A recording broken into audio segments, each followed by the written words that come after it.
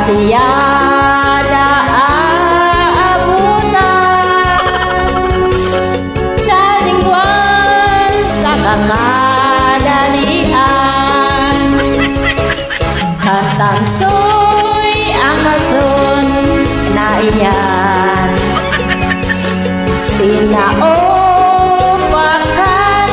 ugangan, kaya mahiran kamuman, ibalik kaiyan haluman.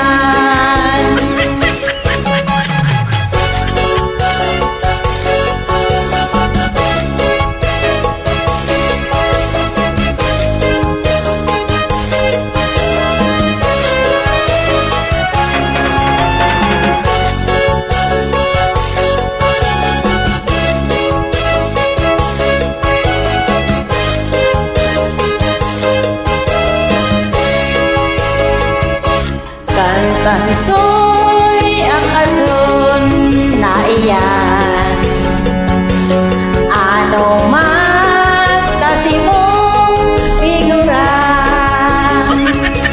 dai mo pa ba naraman, sa bulan daiyan nilabhan. Kansoy ang kalson na iyan.